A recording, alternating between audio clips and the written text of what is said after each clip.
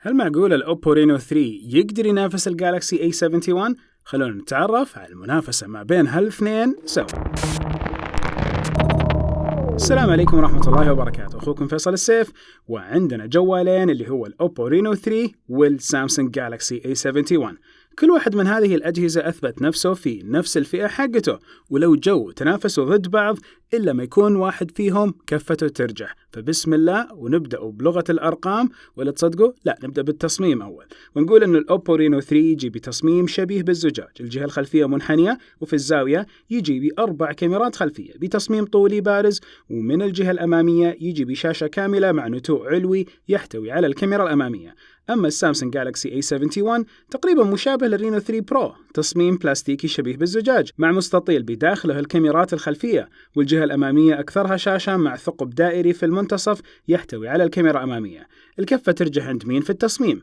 الحين كل الجوالين اللي موجودين عندنا لهم لمسة خاصة، وكل واحد فيهم في المسكة تلاحظ أنه بالفعل جودة تصنيع جيدة جدا فيه. إذا تحب النتوء العلوي عندك رينو 3، وإذا تحب الثقب الدائري على نفس الشاشة في الA71. فخليني أقول نقطة لكل واحد فيهم، ولسه جايين على الثقيل إن شاء الله. وخليكم دائما مشتركين ومفعلين التنبيهات، وقولوا لي في التعليقات وش المقارنات اللي انتم تبوها. أكمل وأقول الشاشة، الرينو 3 يجي بشاشة أموليد بحجم 6.4 إنش وبدقة 2400 في 1080، وكثافة البكسلات 411 بكسل في الإنش الواحد، والشاشة تمثل 90.8% من الواجهة الأمامية. والجالكسي A71 يجي بشاشة سوبر أموليد لكن أكبر وحجمها 6.7 إنش، ودقتها نفس الدقة 2400 في 1080، بس كثافة البكسلات أقل 393 بكسل للإنش، وأيضا تمثل 87.2% من الواجهة الأمامية. فإذا الشاشتين أدائهم ممتاز، وبلغة الأرقام كثافة البكسلات تتفوق بفارق بسيط في الرينو 3. وأيضا في الرينو 3 نسبة تمثيل الشاشة في الواجهة الأمامية أكثر من الA71، بس الA71 يجي بشاشة أكبر. فميزتين رجحت في الرينو 3 وميزة رجحت في الجالكسي A71، فهنا نقدر نقول الكفة تميل للرينو 3 مع التقدير لأنه شاشة الA71 أكبر شوي. وأنتقل للمعالج، وأقول أنه المعالج في الرينو 3 هو الميديا تك MT 6779 ب8 أنوية، ودقة التصنيع 12 نانومتر، والمعالج الرسومي هو الباور VR والمذكور عندكم على الشاشة. أما معالج الجالكسي A71 فهو الكوالكوم سناب دراجون 730 ب8 أنوية ودقة تصنيع 8 نانومتر، والمعالج الرسومي هو الأدرينو 618. وفي اختبار تطبيق الجيك بنش 5 معالج الرينو 3 أعطانا 402 نقاط في النواة الواحدة، والأنوية المتعددة 1475. أما معالج الA71 ففي النواة الواحدة تفوق وجاب 542 نقطة، وفي الأنوية المتعددة أيضا تفوق وعطانا 1569 نقطة. فإذا الكفة ترجح لعند الA71 من ناحية الأداء في اختبار الجيك بنش 5، وكل الجوالين ما حيخيبوا ثقتكم في الأداء من نفس الفئة السعرية، فأمورهم جيدة. أنتقل للنظام وأقول أن الرينو 3 يجي بنظام الأندرويد 10 بواجهة الكلر OS، ويدعم خدمات جوجل ومتجر جوجل بالكامل، والواجهة تعتبر خفيفة وسهلة الاستخدام، والواجهة أيضا تدعم النمط الليلي ونمط المستخدمين المتعددين اللي هو المالتي يوزر، واللي يمكنك من إنشاء مستخدمين للجوال مع وضع كلمة مرور للحفاظ على الملفات والبيانات الخاصة فيك. أما الجالكسي A71 فيجي بنظام الأندرويد 10 بواجهة الون UI 2، يدعم خدمات جوجل أيضا بشكل كامل، والواجهة تدعم النمط الليلي والمجلد الآمن، وطبعا نمط الكيدز مود نمط الأطفال اللي يعتبر نمط خاص بالرقابة الأبوية وغيرها من الإمكانيات الأخرى. الكفة ترجح عند مين؟ كلهم بنفس النظام، وكل واجهة تعتبر خفيفة وممتازة في الاستخدام. وجهة نظري تعتبر ذوق شخصي، أنت تشوف الواجهة الأنسب لك. من ناحيتي هنا في هذه المقارنة كل واحد منهم بيحصل على نقطة. وهنا أنتقل للدخول الآمن. تتوقع أي الجهازين أفضل من ناحية الأمان؟ فالجهازين متطابقين في مزايا الدخول، وهنا نتكلم عن رقم سري أو نمط أو صورة للوجه، واللي ما أنصح فيها لأنه كل الاثنين ما عندهم حساسات أمامية، بالإضافة إلى البصمة المدمجة في نفس الشاشة. فالكفة ترجح عند مين؟ صحيح أن الجوالين متشابهين في خيارات فتح القفل، ولكن كفاءة واستجابة مستشعر بصمة الرينو 3 أفضل من نفس الA71، وعشان كذا النقطة راحت له. ونجي على الثقيل والكاميرات، فالرينو 3 يجي ب4 كاميرات خلفية، 48 ميجا بكسل أساسية، 13 ميجا بكسل تيليفوتو، 8 ميجا بكسل عريضة جدا، وكاميرا المونو بدقة 2 ميجا بكسل، والكاميرا الأمامية بدقة 44 ميجا بكسل. الجالكسي A71 يجي برضو ب4 كاميرات خلفية، ولكن الأساسية عريضة وبدقة 64 ميجا بكسل، وأيضا عريضة جدا 12 ميجا بكسل، وكاميرا ماكرو بدقة 5 ميجا بكسل، وأيضا كاميرا العمق بدقة 5 ميجا بكسل، والكاميرا الأمامية 32 ميجا بكسل. وأروح للاختبار وأقول أنه في الزاوية الأساسية الجوالين يقدمون نتائج وتفاصيل متقاربة، لكن يوجد فرق، وهو أنه كل جوال له طريقة معينة في معالجة الصورة. مثلا الأوبو راح يعطي صور أبرد وأسطع، والA71 حيعطي صور حارة ومشبعة، وهي ذوق شخصي. شوفوا هالصور والأمثلة اللي عندكم ومنها حددوا.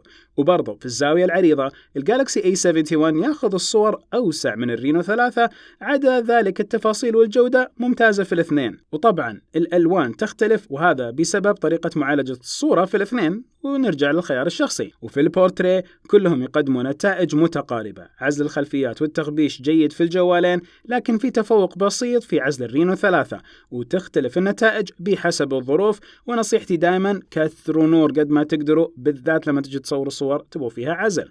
وفي التقريب الرينو 3 يقرب مرتين تقريب حقيقي، و5 مرات هجين، و20 مرة رقمي، وهذا بفضل عدسة التليفوتو اللي يمتلكها، عكس الA71 ما يمتلك عدسة مقربة، بس تقدر تحصل على تقريب إلى 8 مرات لكن رقمي. سامسونج عوضت هذا الشيء بعدسة الماكرو اللي تعطي تصوير مقرب ذو جودة أفضل من الجودة اللي موجودة في الرينو 3، واللي تدعم تصوير الماكرو عن طريق العدسة العريضة. ففي الرينو 3 لما تبغوا تصوروا ماكرو حطوا على العدسة العريضة، بعدين حتلاقوا الكاميرا تلقائيا تستجيب مع التقريب ما بين الكاميرا والشيء اللي تبغى تصوره، فتعطيك صور ماكرو. وفي الفيديو كلهم يدعموا دقة ال 4K ويقدمون جودة وتفاصيل جيدة إلى مقبولة وبنفس فروقات الألوان، لكن يعانون من اهتزاز عالي.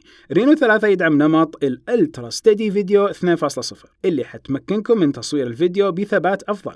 هذا النمط يصور بدقة 1080 و60 إطار في الثانية.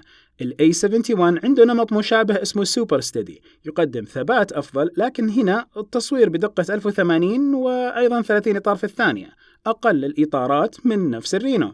في السيلفي الأمامي متقاربين، لكن الرينو 3 يعطي زاوية أوسع من الA71 مع اختلاف في الألوان والنتائج بشكل عام مرضية في الجوالين. وفي البورتري التغبيش طالع أكثر في الA71، لكن في عزل الحواف الرينو 3 يتفوق. وعلى فكرة الA71 يقدر يصور بزاوية أوسع أو أقرب في السيلفي الأمامي.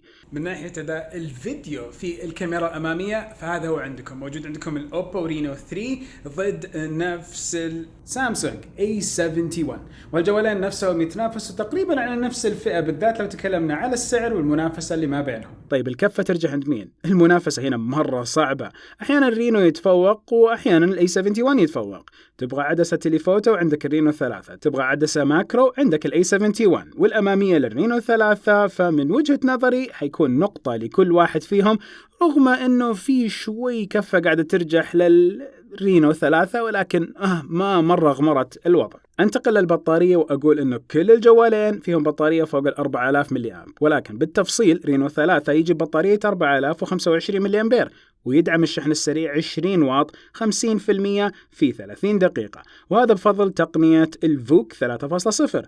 الجالكسي A71 يجي بطارية 4500 ملي أمبير، يدعم الشحن السريع بقوة 25 واط ويشحن 49% خلال 30 دقيقة تقريبا. والكفة ترجع عند مين؟ في عندكم فرق حوالي 475 ملي أمبير من ناحية حجم البطارية، وأيضا 5 واط أكثر في سرعة الشحن السريع. فإذا الكفة تروح للA71 مع التقدير لنفس الرينو 3 اللي فيه تقنية الفوك 3 واللي تساعد في الشحن السريع. انتقل للاتصال والتخزين، والرينو 3 يتوفر في سوقنا بنسخة 128 جيجا بايت مع ذاكرة عشوائية 8 جيجا بايت، ويدعم تشغيل شريحتين مع كرت ذاكرة مايكرو SD. الجالكسي A71 يتوفر في سوقنا أيضا بنسخة 128 جيجا بايت مع ذاكرة عشوائية 8 جيجا بايت، ونفس الشيء يدعم تشغيل شريحتين مع كرت مايكرو SD. الجوالين يدعمون الواي فاي بالتردد الثنائي والبلوتوث 5، وكلهم يدعمون تقنية ال NFC ومتوافقين مع خدمة مدى باي. ويمديك أيضا تستفيد من خدمات دفع زي STC Pay الغنية عن التعريف واللي أصلا تشتغل بدون الحاجة لتقنيات زي ال NFC. وكل الجوالين يدعمون منفذ ال USB Type C ومنفذ السماعة 3.5. والكفة ترجع عند مين؟ فهالنقطة تشابه مو طبيعي، والنتيجة حتكون نقطة لكل واحد فيهم. وقبل ما أروح النقطة حقة السعر، خليني أقول إنه الجوالات تعتبر من الفئة المتوسطة، والمزايا الإضافية اللي تقدمها ممتازة في سعرها. فمثلا يقدمون بطاريات ممتازة وشاشات جميلة وبصمة مدمجة في الشاشة وأداء ممتاز في الألعاب، وما ننسى دعم منفذ السماعة اللي موجود في كل واحد من هذه الأجهزة واللي تخليهم خيارات جدا مناسبة. وننتقل للأسعار، والرينو 3 في سوقنا سعره 1399 ريال، وفي الصندوق يجي معه الشاحن السريع، كيبل الشحن، سماعات أذن وغلاف شفاف، وطبعا ما ننسى ضمان السنتين. الجالكسي A71 سعره 1449 ريال، وفي الصندوق يجي معه الشاحن السريع، كيبل الشحن، سماعات أذن وغلاف شفاف، ونفس الشيء يجي معه ضمان سنتين. الكفة ترجع عند مين؟ الأسعار جدا متقاربة، ولكن في فرق هال50 ريال لكفة الأوبو رينو 3، فهو أرخص من هالناحية، وبالتالي النقطة تروح لكفة نفس الرينو 3. ولو رجعنا لهالمقارنة فلاحظوا معي إنه الرينو 3 كفته رجحت. معقول أوبو صارت تنافس سامسونج وصارت تجيب جوالات بالفعل في المزايا والمقارنات حقتنا صارت كفتها ترجح؟ الحين أكيد أرجع وأقول لغة الأرقام هي الدليل الأساسي اللي مشيت عليه في هذا الفيديو، ولما يكون في تفضيلات شخصية عندكم الأمر كل واحد يجمع النقاط، وأعطوني برضه في التعليقات كيف طلعت عندكم المقارنة. وأكيد جدا جدا جدا سعيد بكل ملاحظاتكم. ونهاية الفيديو كل فيديو أقول لكم سبحانك اللهم وبحمدك أشهد أن لا إله إلا أنت أستغفرك وأتوب إليك. وعلى فكرة ترى له أخ أكبر اسمه الرينو 3 برو، سويت ما بينه وبين النوت 10 لايت منافسة، يمديكم تروحوا تشوفوا الفيديو الحين. أشوفكم على خير.